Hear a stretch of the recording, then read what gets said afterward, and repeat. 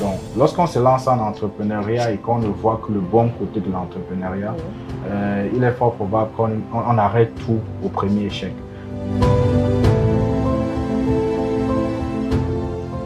Nous sommes une nouvelle génération d'Africains qui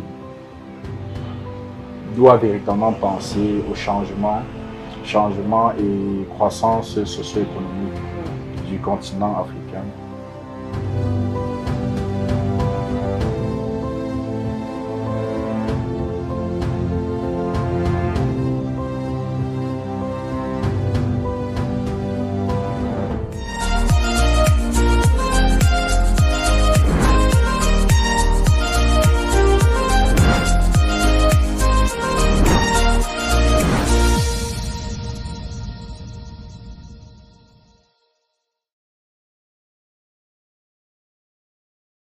Eric Fanillon, c'est un entrepreneur de profession.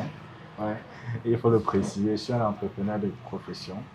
Je suis tellement passionné de l'entrepreneuriat, du marketing, de la publicité, de la vente, du commerce. Tellement passionné. Aujourd'hui, je suis aussi passionné, et beaucoup passionné même de l'écriture. Donc, j'ai commencé l'écriture de mon premier ouvrage en 2017. Je l'ai terminé en 2022. Donc, à mon actif, aujourd'hui, j'ai 3 ouvrages. 6 clés pour réussir votre business d'entreprise. J'ai failli être prête. Bon, peut-être qu'il faut parler de j'ai failli être prête que voici. Le 3e ouvrage, c'est Réussir est possible même pour toi, fils de pauvre. Oui. C'est une sorte de clé, de boussole pour l'entrepreneur africain, en fait, pour le jeune africain. Parce que je me suis dit qu'il était assez important, n'est-ce pas, à un certain moment, de penser à la déconstruction des paradigmes préconstruits au sujet de la richesse. Premièrement, de la richesse. Deuxièmement, de la réussite. Oui. Parce qu'il y a tellement de choses. S'il faut parler de la richesse, par exemple, la richesse également, ça va de... Donc, quand on parle de richesse, on parle surtout d'argent. Avant de parler d'autres éléments, on parle d'argent. Donc, je prends un exemple. L'argent ne fait pas le bonheur, l'argent c'est le diable. Je dis généralement, celui qui considère que l'argent c'est le diable, en fait, ne va jamais faire chemin avec l'argent. Parce qu'en réalité, lorsque tu as considéré à la base que l'argent c'est le diable et que tu te retrouves en train de chercher le diable tous les jours, vous devez cohabiter avec le diable dans la même maison, ça pose un énorme problème. En fait, ton subconscient rejette complètement l'argent à tout moment. Donc, il y a la déconstruction de cela. En fait, il y a tellement de paradigmes qu'il faut déconstruire. Et maintenant, réinstaller de nouveaux paradigmes. Donc, c'est un livre qui sert pour cela, la déconstruction des paradigmes préconçus au sujet de la réussite et l'installation de nouveaux paradigmes. Pour parler de cette entreprise, justement, FAC Consulting, c'est quoi? FAC Consulting, c'est une entreprise créée au Cameroun, basée dans la ville de Douala, précisément au lieu dit Makepe Valley Bokom, qui a été justement créée, comme je le disais tout à l'heure, pour répondre, n'est-ce pas, à un besoin précis, parce qu'on s'est rendu compte clairement que la quasi-totalité des entreprises qui ouvrent au Cameroun ferment quelques années après. Et on s'est dit qu'il y a eu un problème, en fait, il y a généralement un problème. C'est le problème, premièrement, de la connaissance du marché. Deuxièmement, du vrai business plan, du suivi également du business plan.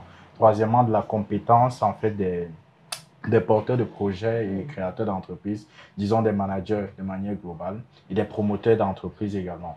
Donc, avec, en fait, connaissant ce problème, on s'est dit qu'il était suffisamment important, n'est-ce pas, qu'on crée une entreprise comme celle-ci, une entreprise qui va accompagner les jeunes porteurs de projets. Quand je dis jeunes, c'est entre guillemets, porteurs de projets dans l'étude de marché, l'élaboration de leur business plan, l'élaboration des stratégies marketing et commerciales pour leurs entreprises. Et depuis combien de temps existe justement FAC? L'entreprise existe, en fait, l'entreprise FAC Consulting existe depuis 2019, mais elle a été légalisée en 2020. 2020. Ouais. Alors, quel a été ton déclic? C'est qui t'a poussé à te lancer dans l'entrepreneuriat? Disons qu'avant FAC Consulting, j'ai eu en fait, deux entreprises. La première, c'était en 2014, qui a malheureusement fermé les portes après, comme j'étais en train de dire justement. qui a fermé les portes quelques temps après. Premièrement, parce que je n'étais pas suffisamment compétent.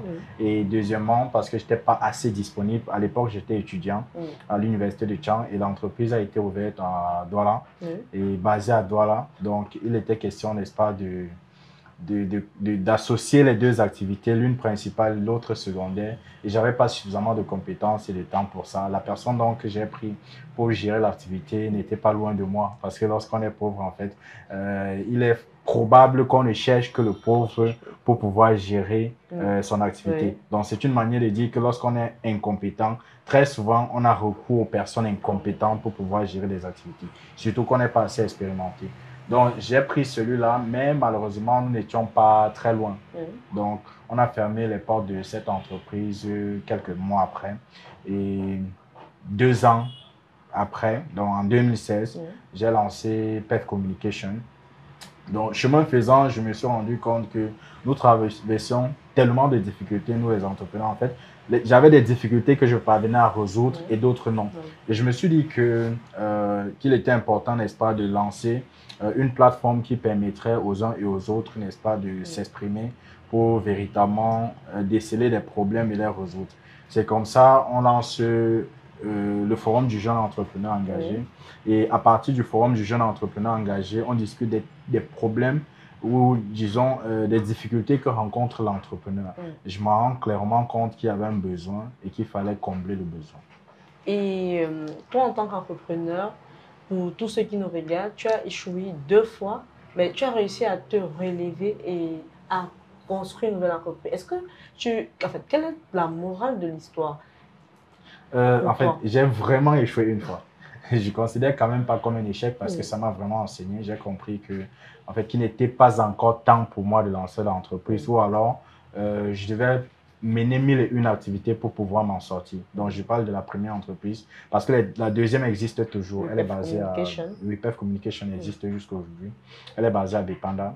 Donc, comme FA Consulting est basée ici aujourd'hui. Et je crois qu'il est assez important, n'est-ce pas, de prendre les échecs comme les éléments de la vie, les éléments contribuant, n'est-ce pas, à l'édification de l'être humain, donc l'être que nous sommes. Parce qu'au quotidien, nous échouons. Et je prends généralement l'exemple sur le petit bébé qui naît, il est appelé à ramper. Donc, au début, il faut qu'il s'assied. Donc, quand il s'assoit, de temps à autre, il tombe. Il se relève, on le relève, on le réassoit. À un moment, il faut qu'il rampe. Quand il rampe, il a les égratignures. Donc, si on part sous un autre prisme, on peut considérer ça comme des échecs. Mais en réalité, ça lui permet en fait de véritablement savoir qu'il y a 1001 difficultés qu'il va devoir traverser dans la vie. Il ne peut pas arrêter de ramper ou il ne peut pas arrêter de marcher parce qu'il s'est fait mal, par exemple. Donc, c'est un peu ça. Mais où est-ce que l'entrepreneur trouve la force de se relever lorsqu'il échoue? À la base, c'est le mental. Donc, je dis clairement, ça, c'est le mental. C'est la base de tout. C'est ce qu'on s'est préparé à faire. Donc, lorsqu'on se lance en entrepreneuriat et qu'on ne voit que le bon côté de l'entrepreneuriat, il est fort probable qu'on arrête tout au premier échec. Mais si on se dit que c'est jongé de beaucoup de difficultés, on peut vraiment s'en sortir. En tombant, on se relève tous les jours. Mais est-ce qu'on peut dire que les échecs font partie du quotidien d'un entrepreneur? Normalement. C'est d'abord ça l'entrepreneur. Il faut se préparer psychologiquement. Oui. C'est d'abord ça l'entrepreneur parce que, je dis, il y a des coachs qui ne parlent que positif de l'entrepreneuriat. Et je crois que c'est un vrai problème. Si on ne parle ou si on ne voit que le côté positif, c'est vrai qu'on peut le faire pour inviter les gens à y adhérer à cette religion. En fait, moi, j'appelle ça la religion. Adhérer à cette religion, c'est bien parce qu'on se dit qu'il y a une bonne nouvelle qu'il faudrait qu'on partage. Mais en partageant la bonne nouvelle, on doit être capable, en fait, de dire aux gens qu'il y a un gros choc, en fait. Donc, l'entrepreneur doit être préparé à ça. Se préparer déjà à rencontrer les difficultés, à traverser des échecs. Et toi, en tant qu'entrepreneur, quels sont les échecs que tu as eu à rencontrer? Quelles sont les difficultés que tu continues même de rencontrer? La première entreprise que j'ai eue, elle est morte. Il fallait vraiment vivre ça. Parce que le petit investissement, en fait, le petit argent que j'avais, j'ai dû l'investir dans une affaire et ça a échoué. Je pourrais payer mes droits universitaires avec. Mais je ne l'ai pas fait. J'ai choisi d'investir dans une activité et ça n'a pas marché. Je pourrais payer une bonne chambre de luxe avec parce que j'étais étudiant. Je vivais dans une chambre pas très bonne. mais j'ai quand même choisi d'investir dans une affaire qui a foiré, foiré après. Au quotidien, je traverse tellement de difficultés, trop de difficultés. Je crois que c'est assez normal en fait de traverser des difficultés. Quel est le chiffre d'affaires de FAC Consult? Le chiffre d'affaires de FAC Consulting, je crois que, donc, si vous me permettez clairement, je dirais que c'est un élément vraiment secret à notre entreprise, à mes collaborateurs et moi. Je dis ça pourquoi? Parce que je suis dans une entreprise où je suis dans un milieu où il y a une sorte de variation. Donc, quand je parle du milieu, c'est l'environnement entrepreneurial camerounais. Il y a trop de variations, en fait. Ça veut dire qu'on peut avoir 50 000 aujourd'hui, demain on a 20 000 francs. Donc, je ne prends qu'un exemple. Ce n'est pas pour dire qu'on réalise jusqu'à 50 000 francs par mois, je rigole. Donc, c'est une manière de parler. On peut réaliser un chiffre d'affaires de 50 francs aujourd'hui, demain on réalise 100 francs. Mais il y a une sorte de variation. Mais je considère toujours que le chiffre d'affaires pour l'entreprise dont j'ai la charge aujourd'hui, ça reste encore un secret entre mes collaborateurs et moi. D'accord, on ne va pas insister. Oh, super. On va insister sur ta nouvelle passion, qui est l'écriture. Pourquoi précisément l'écriture? On doit laisser un héritage à la génération future. On doit laisser un très bel héritage à la génération future. Je crois que c'est assez important.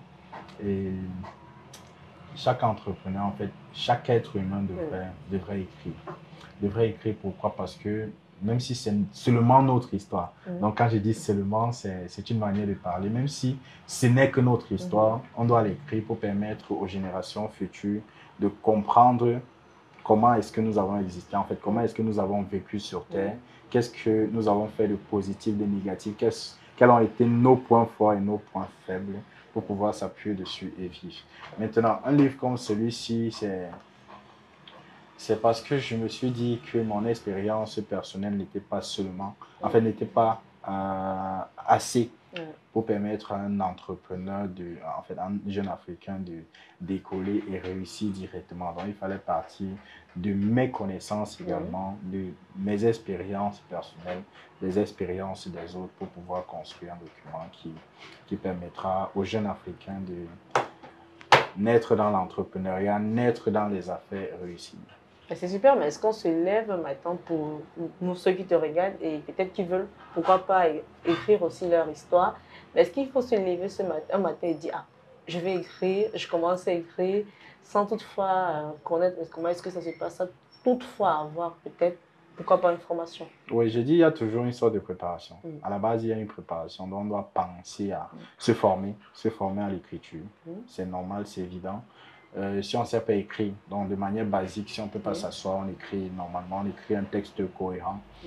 On peut se faire former, donc soit dans une école d'écriture normale et autres, ou alors on peut s'auto-édifier. Alors, Eric n'est pas seulement passionné de l'écriture, il est aussi passionné du style. Oui. Et tu as justement une marque de vêtements, déjà c'est ça que tu abordes.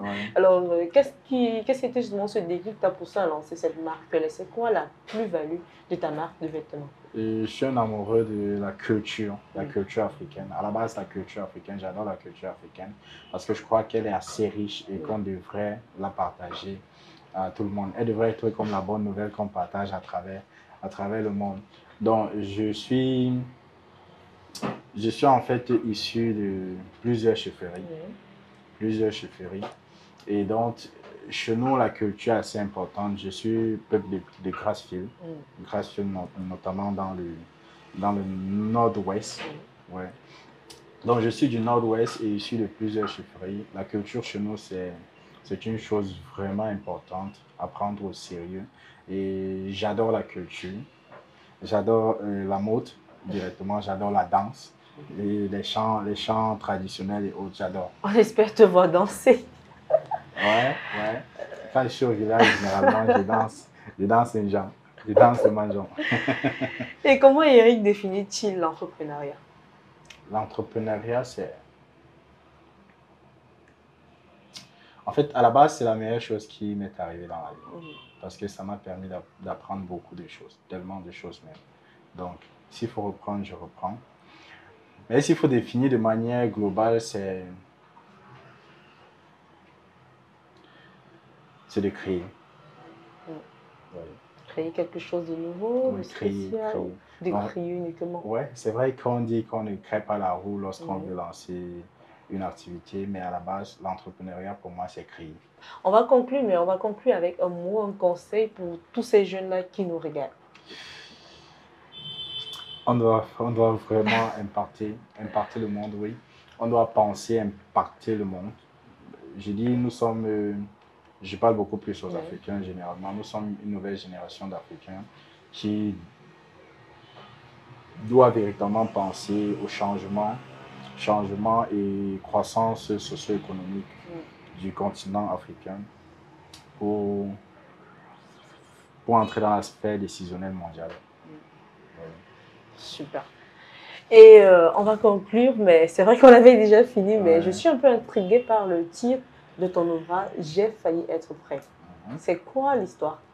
La réalité, c'est que j'ai failli être prêtre. Et pourquoi tu n'as pas été?